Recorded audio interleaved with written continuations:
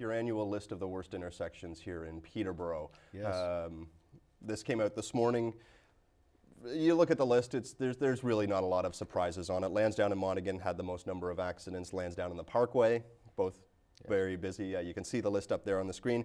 Clonsilla and Sherbrooke, Park Hill and Monaghan, and Clonsilla and the Parkway. Talk a little bit about, those are the top 5, but talk a little bit about what makes these intersections a challenge for drivers here in Peterborough. And most of the issues are turning maneuvers and volume of traffic, and sometimes to a lesser extent speed.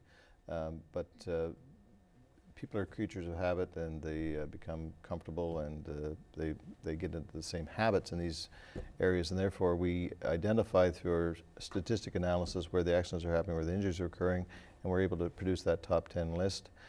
We have over previous years been able to knock those same intersections off the list for months, but it's a very labor-intensive, enforcement-driven and education-driven event. So when they keep recurring despite our best efforts, then you have to start looking at road design and safety design and those kinds of things. Well, I was going to ask you about it. I mean, it makes sense that Lansdowne and Monaghan would consistently be the number 1. It's probably the busiest intersection in the city. Lansdowne Yes. and Parkway, same thing, a very busy intersection. You just, by the volume, you'd expect those numbers to be higher than other intersections. But you look at something like Clonsilla and Sherbrooke, Yes. which is a very interesting intersection. You've got westbound traffic coming down the hill. You've Yes. got Clonsilla moving on the turns around Charlotte and those kind of things. How much of that design element does contribute to those kind of these numbers? They're all contributing factors, and so our members analyze these stats, and it's at different points throughout the year they'll sit down with the traffic technical committee, they're called, and they'll analyze, is the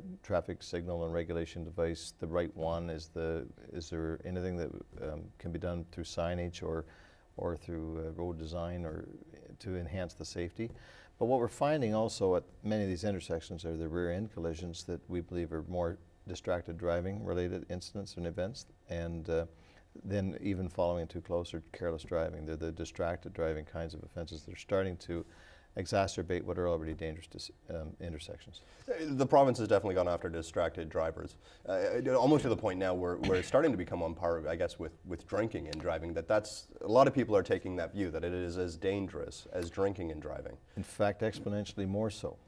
I don't have the stat in front of me, but it's exponentially more dangerous, and I think some of the public education for the situation where the mother is trying to show the daughter or see the daughter's text or image or whatever, and then the collision occurs, and it's left to your imagination if they survive that. But the fact is it's extremely dangerous, and we're starting to see the impact of that on the roads and with pedestrians, in fact, as well, walking into vehicles or riding into vehicles, and so it's time that we stop and reconsider what we're doing.